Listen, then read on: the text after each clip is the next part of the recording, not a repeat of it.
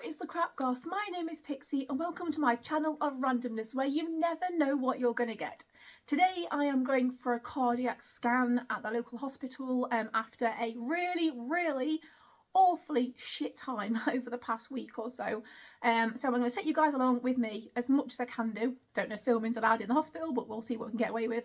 And yeah, come with us and see what happens because I am literally shitting myself.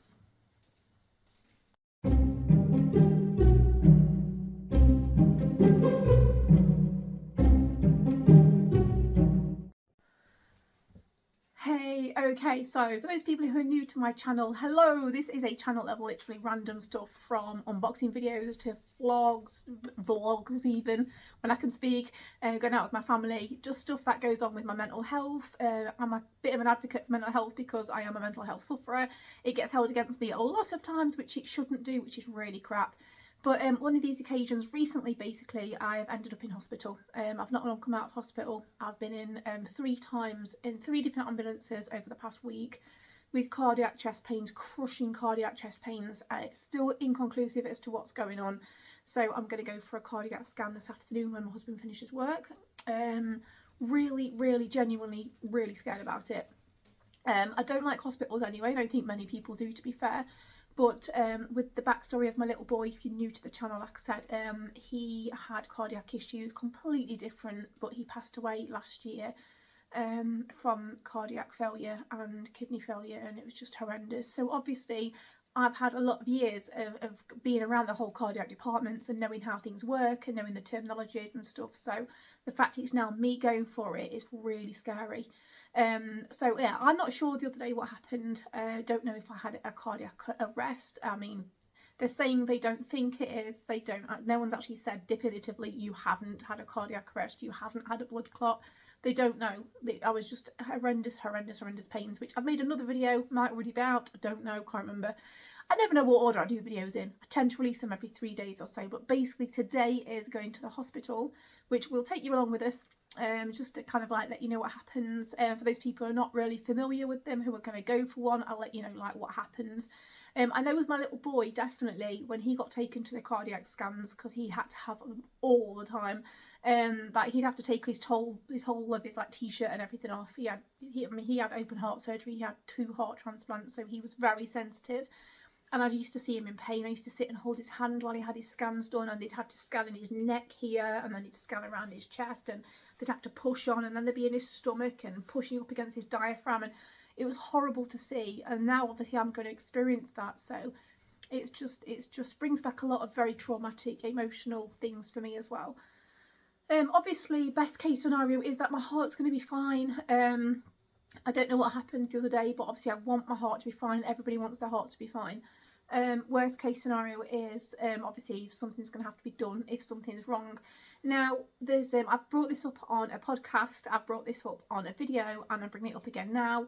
I believe that I am suffering from something called broken heart syndrome. I haven't been diagnosed with it because it's not an easy thing to diagnose. It's very real. For those people who say it's all like mental health related, it really isn't. It's a very real thing, and it's when I think it's the left side of your heart can become enlarged, and it's basically your heart's breaking down, and it is actually a real thing.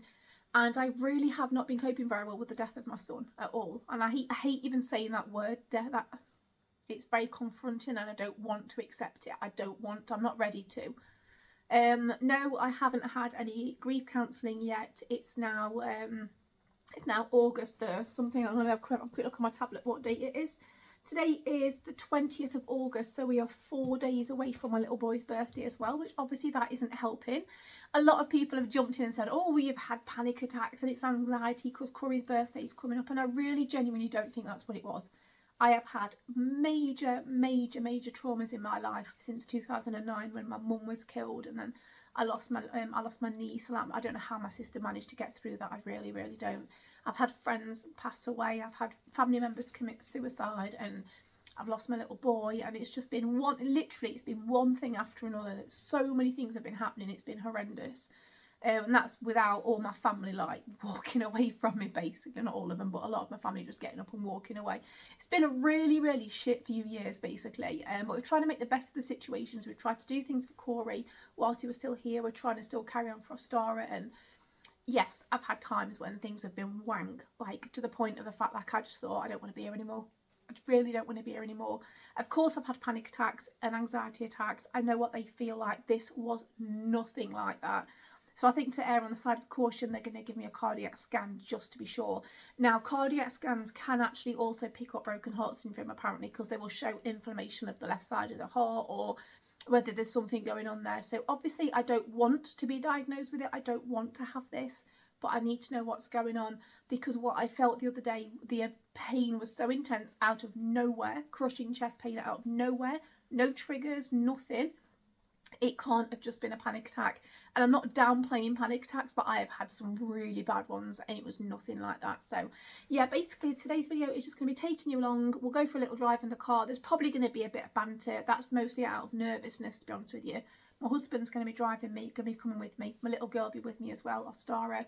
And yeah, so we'll just take you with us, film as much as we can. I won't be allowed to film in the actual scan room, I don't think. They're a bit weird about stuff like that. But yeah, I'll let you know what happens. I'll let you know what's been said. I'll let you know what they did. And yeah, fingers crossed it's nothing really serious. Or if it is, it's just something else we're going to have to face, isn't it? But yeah, anyway, that's it really. So I shall see you probably next time when we're in the car. Like I said, probably be a bit bantering, you know, acting like I don't care, messing around, having a laugh with my husband. But believe me, it's all bravado, it's all show. I'm absolutely shitting myself. There's nothing wrong with being scared. I'm openly very, very nervous about being back in that same hospital, which I believe is responsible. I keep saying this, but I'm not going to name the hospital, but like I believe they played a huge part in my son passing away as quickly as he did. And I don't like being there. I wasn't particularly treated very nicely by some members of staff. The last visit I was in, that's 3 times in actually, three different times. They're very, very busy. I appreciate the NHS hugely. This is not a slander thing. NHS is incredible. We are very lucky to have them. Most of the people who work there are incredible. Some people, I wonder why the fuck they are nurses. They shouldn't be in the jobs they're doing because they have no compassion at all. But that's a whole different video, which I've actually just done actually. So yeah, today is about finding out what the hell is wrong with my heart, if anything. Fingers crossed it's nothing, in which case we can do more investigations to find out what has been going on. But yeah, keep me updated. It's another little video, another bit of a vlog, see what's going on in the life of Pixie, which is never fucking stopping. Like, it's just never ending drama. Like I should be in a fucking soap, just like Pixie Land. Honestly, it's crazy. Anyway, I shall see you in the car. Luckily, I'm not driving because I'm just too nervous. So, and I can't even take anything beforehand. I have diazepam and I can't take it because I need my blood and my heart to be showing whatever the shit it's showing, and I can't risk taking medicines to dull that down, which is one thing KORI was never allowed to do either. He wasn't allowed any meds before I had all his scans, so fingers crossed. I'll see you in the car. Hey, so really quickly, we're just pulling up to the hospital now. It looks absolutely packed. My appointment's in about 15 minutes, 20 minutes. Just about to pull into the car park. There's been loads of road work, so I've not managed to actually film in the car. Dead nervous now. I'll let you know what happens. I don't know if we'll be able to film anything over there because obviously there's patients and stuff, but we'll, fingers crossed, we'll be alright. See you later. Just walking down to clinical measurements at the moment. There's nobody around, so I'm filming. See how we get on. Oh, here we go. Okay, so just come out. I'll let you all know when we get back. The corridors are empty at the moment, obviously, so that's why I'm filming, but the lady was really, really nice about everything. But yeah, I'll explain everything when we get home because there's people coming behind us, so see you later. Hey, so back now from the hospital, and how did it go? So, as you know, I was really, really nervous going in. So if you've never had a cardiac scan before, they will explain everything to you. So I wasn't able to film much in the hospital because there were quite a lot of people in there, obviously only a few snippets of the empty corridors, which you would have seen already. So basically, when you go in, you will see a setup like this.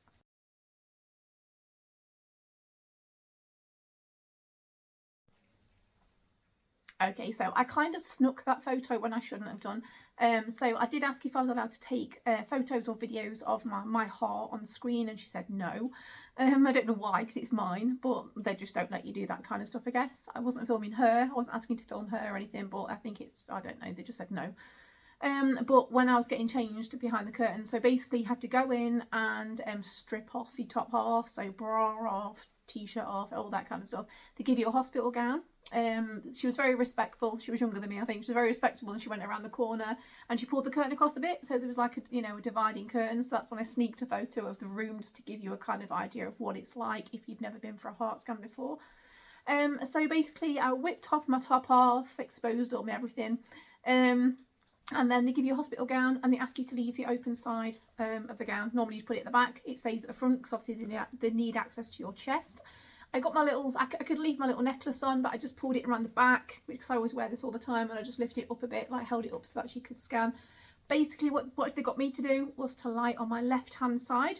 To me it's random why they do that, because they lean all the way over you. So I was on the bed, right up the bed, and I had to put this arm, and it still hurts to move, sorry, to put this arm and hold this kind of handle on the left side of the bed. I was laying fully on my left hand side. This hand had to go down literally straight, and it held all the like these little wires that got dotted all over me, like on the up here, under my boobs, around my armpits, all that kind of stuff. Then the sonographer, is she called a sonographer? The lady who does the scanning thing. She basically she sat on the bed beside me, and she just leaned over, and it's like having a baby scan. It's exactly the same thing, the jelly, the little things. I didn't really want to look. I kind of glanced over really quickly, but because of everything I've been through with my little boy, seeing him go through so many cardiac scans, and that fear of them saying he's in, you know, he's basically he's rejecting again, which did happen. And so I kind of glanced over and I was like, no, I don't want to watch. I just don't want to. I told her beforehand, my little boy passed away. This is really kind of something I'm not comfortable being having done. And she was really, really nice. So yeah, I lay there. Basically the whole scan took probably about 20 minutes, I think. So they scan, initially she scanned here, so it was like my upper left side of my chest, which is where pretty much my pain has been. And they do have to dig in quite hard, just to let you know. It's not gentle, it's not ramming it all the way in, but they do have to press quite hard. And so I can definitely see why my little boy struggled with it so much when he did. So she scanned around there. You can hear the machine, because the machine was behind me. Every now and then I'd hear my heartbeat. You can hear it like, it's like a really weird like whooshing noise and stuff. There's the taking measurements. So from looking at my son's cardiac scans, what they do is they bring up the screen, see the picture of the heart, they look at the valves, they look at the flow of the blood, so it like they show red and blue. I didn't look on mine, but I remember this from my son's. They'll show on their screens, they'll see the red and the blue, and that kind of like shows the inlets, the outlets, like the way the blood's flowing, whether or not there's any kind of like regurgitation, how your valves are doing, and all that kind of stuff. They zoom into everything, they drag measurements across, they take photos and they take recordings and all kinds of stuff. The way they do it is so freaking clever. I didn't look, like I said, I was facing the other way, but I knew what they were going to do. I told her not to tell me anything, just to get on and do it like in the politest way possible. So then she scanned underneath my breast, my left breast. That one didn't hurt so much because it was on my rib cage, but it wasn't so bad. Then she went all the way across underneath my armpit and dug in there. That hurt a little bit. And then she asked me to lie on my back, and this was the worst one, I think. She had to lie on my back. I was in an upright position, and I had to tip my head back, and I moved my necklace out the way. And then basically she got the scan, and she got some jelly, and she scanned here all around my throat, but obviously they have to press in a little bit. That was the bit that was the most like kind of like uncomfortable for me. I didn't really like that bit, but you know, it is what it is. At the end of it, she said to me that she couldn't actually see anything like really bad or anything, like, obviously because I always like think like, shit, what's she gonna say? She said, obviously, normally what they do is they'll scan you, and then they'll probably go away, and then a cardiologist or a doctor or whatever will look at that scan properly. Then they'll contact you if anything's wrong. That's usually what happens, and that's what happened in this case as well. She said from the offset, like, she couldn't really see anything wrong, which is what I wanted to hear.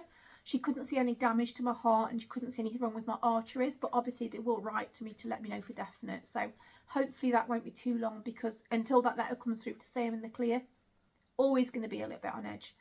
So as regards to do I have broken heart syndrome, we still don't know the answer. because apparently what should have happened, say should have happened because it's a bit of a grey area apparently. So I said to them, obviously, that I'd said to her I'd been into hospital 3 times with this crushing chest pain. She asked me, did I have the pain now? I said, no, I don't have the pain now, but I have an ache, which is what I do now. Like, it still feels very heavily bruised on the inside of my chest. It doesn't hurt on the outside. It's fine on the outside. It feels extremely bruised on the inside. I get very, very breathless when I'm moving around. And so she was like, okay then, but I do have a doctor's appointment tomorrow morning, so we'll find that out. What she said with broken heart syndrome is, really, this has been left too late to be kind of scanned for broken heart syndrome. I really appreciate having a cardiac scan now, because we're going to know either way. I needed to know if there was something wrong. She doesn't think there is, which is a really good sign. But with broken heart syndrome, ideally what needs to happen is when you say to them, I think I've got broken heart syndrome, depending on your healthcare provider, on the nurse you got, whether or not they believe you, they really ideally need to be sending you for a scan. This is what she said. So what would happen is they would scan like they have done today. If they can't find anything more definitive and I'm still in a lot of pain, what they would have done is they can use a dye, and then that shoots up into wherever it goes and it will just show whatever it needs to show. I don't actually know the technologically medical terms and stuff. I don't understand it all. But basically, really, I say I should have been scanned. I could have been scanned when I got admitted to hospital all 3 times, and that potentially would have shown a problem. It potentially could have shown I've got broken heart syndrome. Now, apparently your heart can heal itself super, super fast as well. So it's broken heart syndrome you can have attacks of it, and your heart can heal within like 2 days, which is something that I really didn't realise until she actually told me that. Okay, so basically I'm going to finish off this video, but yeah, basically when they take you in for any kind of cardiac pain, they're looking for, I don't remember the full name, but I remember that she said the abbreviated name was TROPS. You can go and Google it. It's probably some kind of elevation in your blood, something to do with your heart. They look for this TROPS in your heart, which is like a raised level of something. Obviously they look for your function. Now, I'm going on about broken heart syndrome a lot because I fit literally pretty much every single category of having this. It could happen again. It really could. We don't know. I'm going to go and see a doctor tomorrow morning, so I'm going to mention to them the fact that I've had high blood pressure, which I have, the cardiac pain, which was just, it was not a panic attack, it was not an anxiety attack. I'm telling you that right now, 100% it was not. And it's not me going, oh no, because I don't want anything to be wrong with me, but all of the things that I've been experiencing for almost a year now. I've had chest pain for a lot of months. I've been going backwards and forwards to the GPs. I've been mentioning it to my psych teams. I'm having problems and all these kind of things. And all of this has led up to this moment when I thought, shit, I am going to die of a heart attack. And 3 different times that's happened in 7 days. So yeah, ideally what should have happened is gone into hospital, said what I said, not really been laughed at, which is what happened when I said I think I've got broken heart syndrome. They pretty much laughed in my face and said, and why do you think you'd have that? It's like, because my child fucking died. Like, thank you. Basically, it was just horrible. But yeah, ideally I would have had the scan, which could have potentially detected it earlier. Still might have ended up the same results, might have not have detected anything. I might not have broken heart syndrome, but I personally think I do. This could happen again. I'm really hoping it doesn't, because the pain was like nothing I've ever felt in my entire life.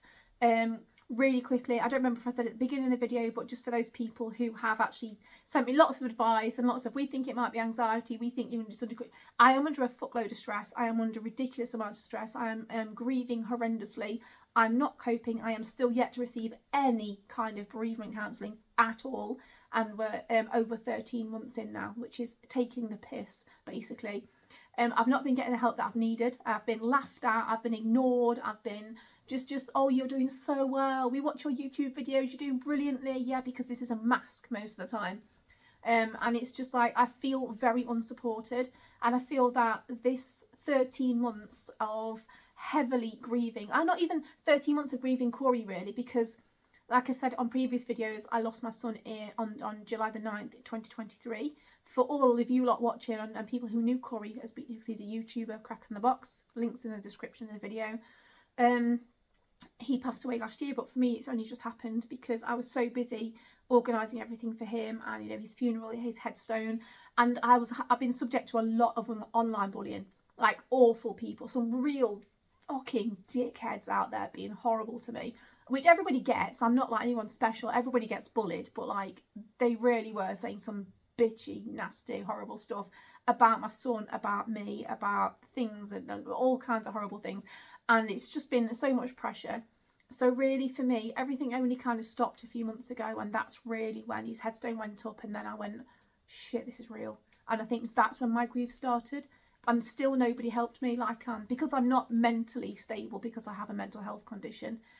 You have to be mentally stable to be able to get certain kinds of grief counselling or psychotherapy, psychology, whatever. But then I just don't qualify for that yet. I'm still to meet with a bereavement counsellor from Cruise Bereavement.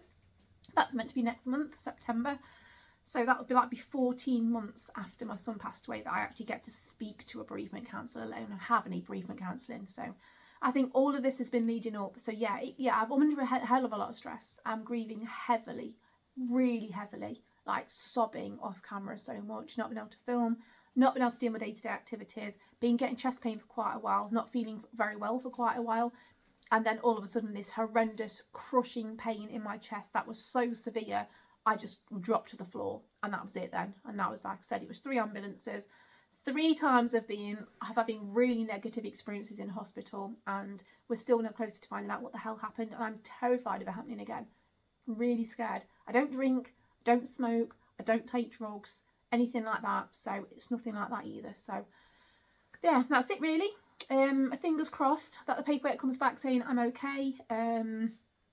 We'll have to just wait and see really. But yeah, don't be a dickhead like me. If you have got ridiculous amounts of pain anywhere, not just in your chest, but if you've got horrendous pain somewhere, ring a frigging ambulance. I didn't for quite a long time, so I thought, no, I'm not going to do it. I don't need to do this. And then I advocated for myself mental health wise when I got there, and wasn't listened to pretty much a lot. Was given drugs I can't even take because they make me ill, and all this kind of stuff. There was just a lot going on. I did make a video about it. I think it's called My NHS Nightmare, so go back and check it out. But yeah, I think it's, if you are having problems, please speak to somebody. Please go and tell somebody. Ring a freaking ambulance if you need one. Yeah. But fingers crossed, the paperwork comes back. It's going to be okay. This is not going to happen again. I hope not, because it was horrendous. So yeah, that's it really. So thank you for sticking with me. Please do subscribe to my channel if you want to find out all the random shit that goes on in my life. Like, honestly, it's just really happy one day, really bizarre the next day, and something else completely different the next. It's just random. And don't forget to hit that little bell icon so that you get notified every time a video goes up, which is roughly every 3 days or so, depending if I'm obviously all right or not. But yeah, thank you so much for watching. Thanks for sticking with me. And yeah, fingers crossed everything's okay. Bye.